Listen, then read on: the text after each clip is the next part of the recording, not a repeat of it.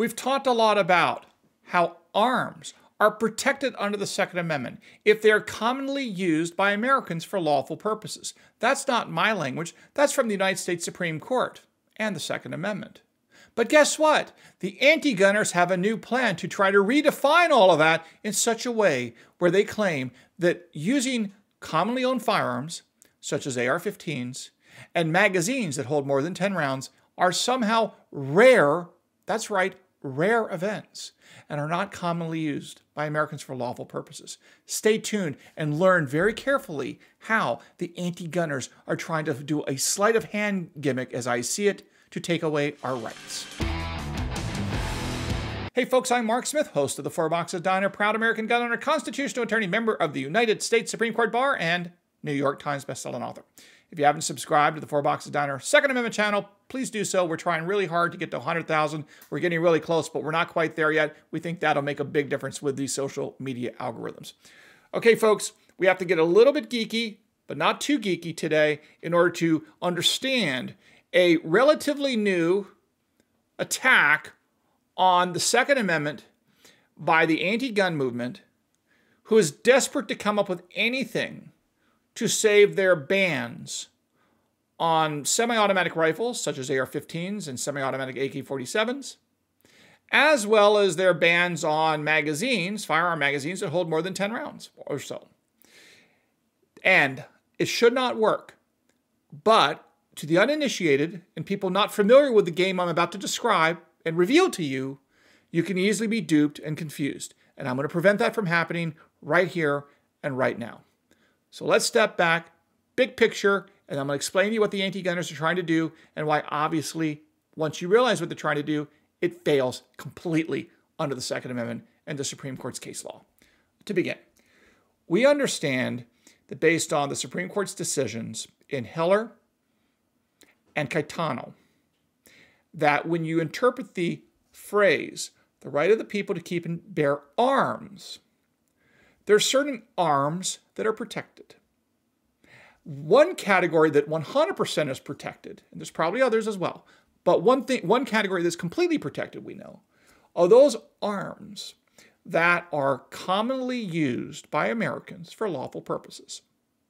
Now, obvious ones, of course, are in Heller, where the Supreme Court said that handguns are commonly used by Americans for lawful purposes. They're the basic firearm that people use for self-defense all the time. In Caetano, as Justice Alito points out in his concurrence in Caetano, and the majority opinion addresses this as well, arms such as stun guns are protected arms under the Second Amendment because they're commonly owned by Americans for lawful purposes, including self-defense. And Justice Alito's concurrence talks about the fact there were 200,000 stun guns owned, and this is a key word, very important word, owned. 200,000 stun guns owned by Americans in 2016 during the Caetano case, which involved Massachusetts' ban on stun guns under that state's law. And the reason why the ownership is so important is because of the game that the anti-gunners are trying to play in court, as I see it.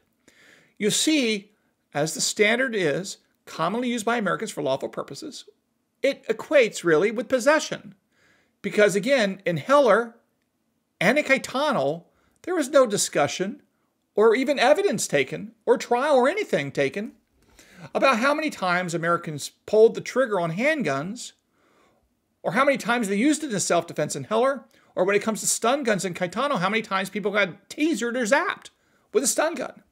Because it wasn't relevant to the Supreme Court. And the reason why it wasn't relevant to the Supreme Court is it really turned on possession.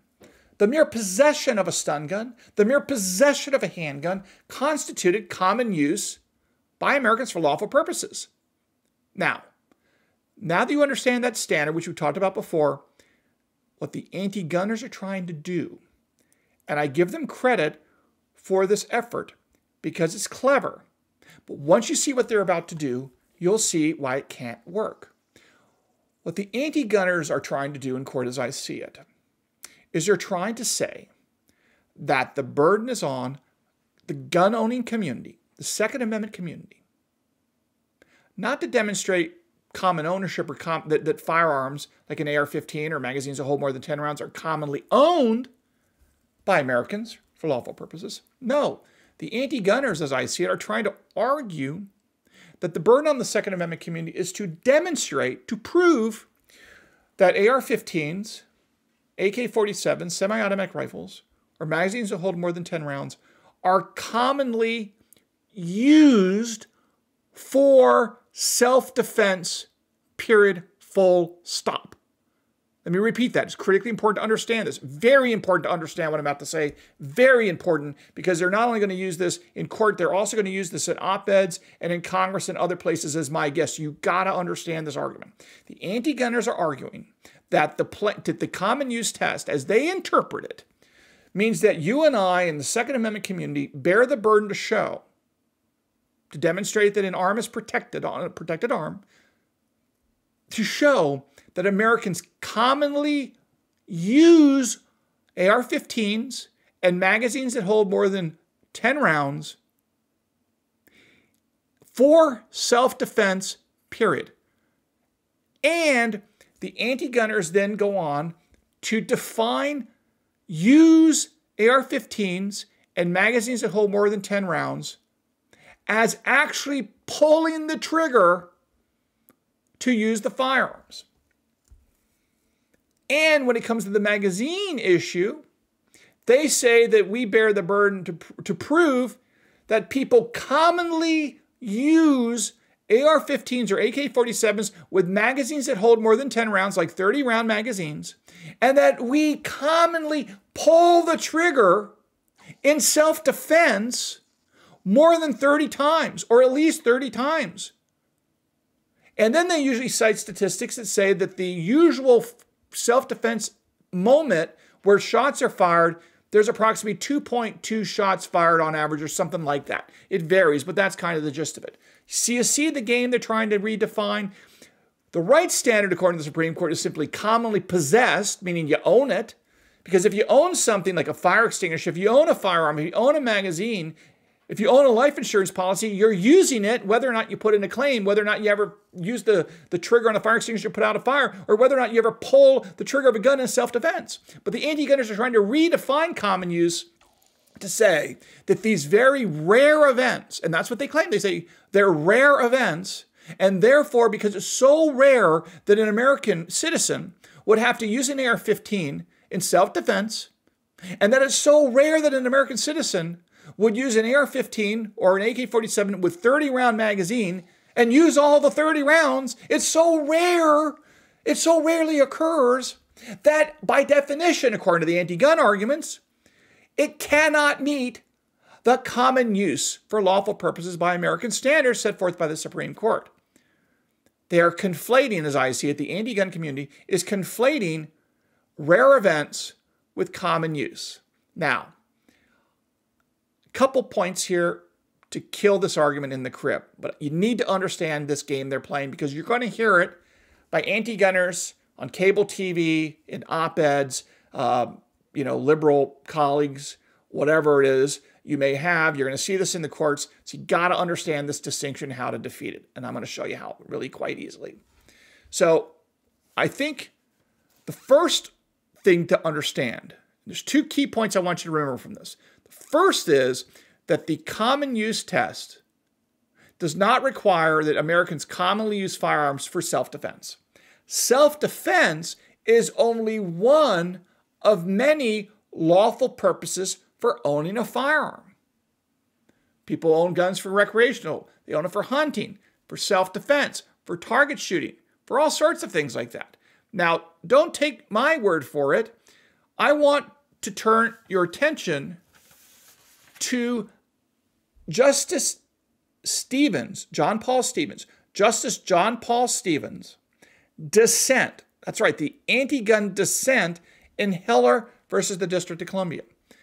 Because in the dissent, and you're like, Mark, why am I talking about the dissent in Heller when we have the majority opinion? I'll tell you why we're going to talk about the dissent. Because the dissent is interpreting what they understand the majority to be saying.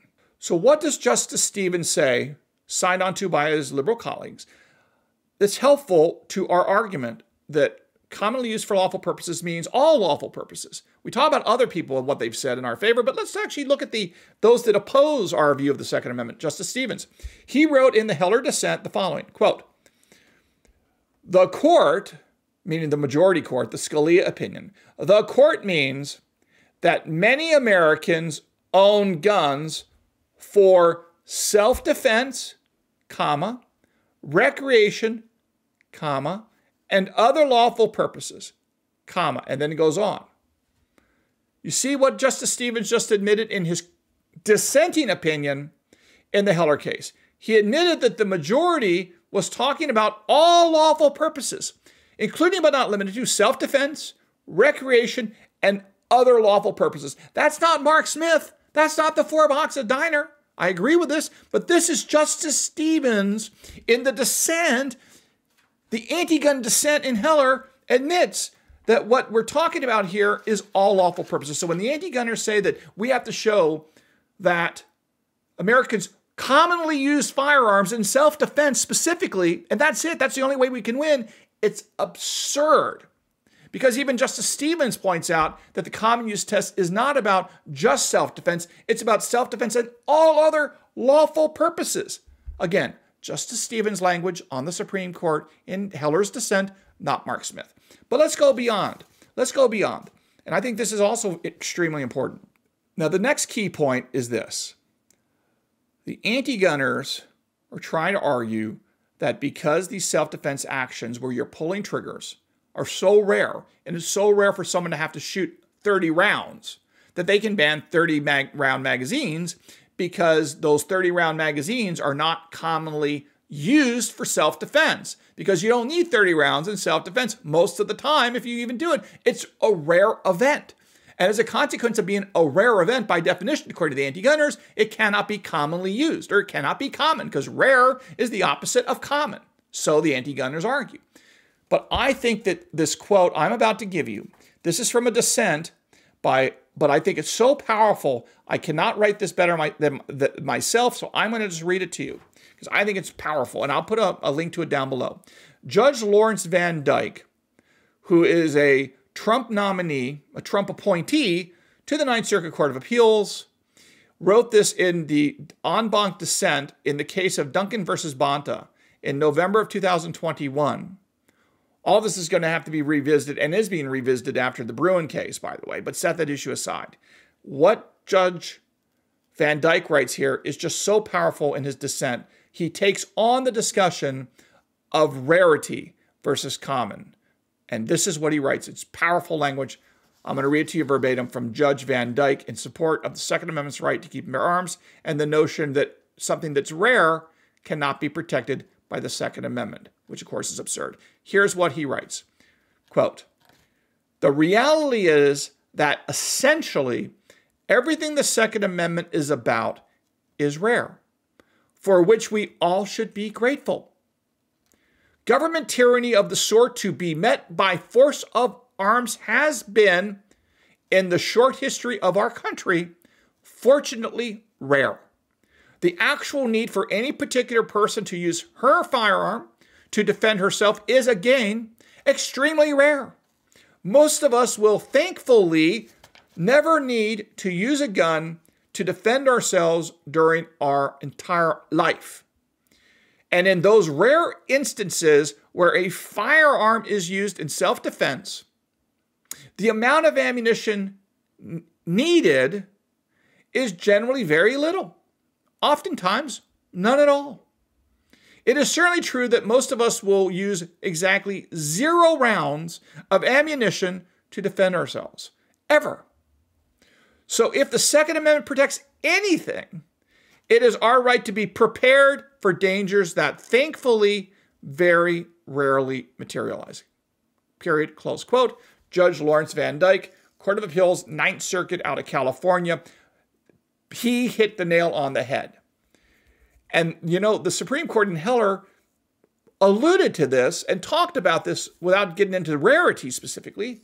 But what Heller said was that Americans have a right to have firearms loaded and unlocked in anticipation of potentially needing it for self-defense. In other words, it was the anticipation of a confrontation that made the gun useful, that you might need it and you never know when you need it, and it needs to be at the ready, which is one major reason, if not the only reason, the huge reason I would argue, why the U.S. Supreme Court in Heller specifically said that the District of Columbia's trigger lock requirement, saying you had to lock your guns up in your home, was also struck down.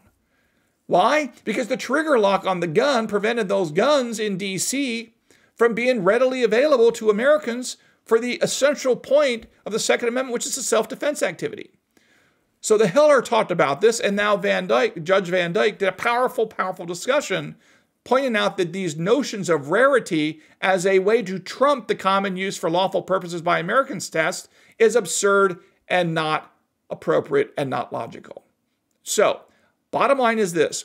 When you see the anti-gunners trying to conflate and confuse judges and others between the fact that you rarely need a gun for self-defense, you rarely need an AR for self-defense, you rarely need 30-round magazines to fire in self-defense, and as a consequence of these rare events, there is no way for the pro-gun community, the Second Amendment community, to demonstrate and satisfy the Supreme Court's commonly used for lawful purposes test.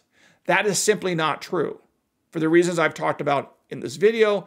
Next time you hear this argument, you'll be prepared for it. This is extremely important, especially for any of you lawyers out there arguing this point. You got to really nail this down, because this is where the anti-gunners are going to go. That's my best guess, and that's what I've been seeing. So I'm just alerting you to this big argument on the enemy side. The good news is there's plenty of powerful responses in response to it, as long as you identify it early, and then you can nip it in the bud. Okay, hope you learned a little bit something here today at the 4 Boxes Diner. If you haven't subscribed, please do so, and we'll see you again soon here at the 4 Boxes Diner. Orders up. Table 2A.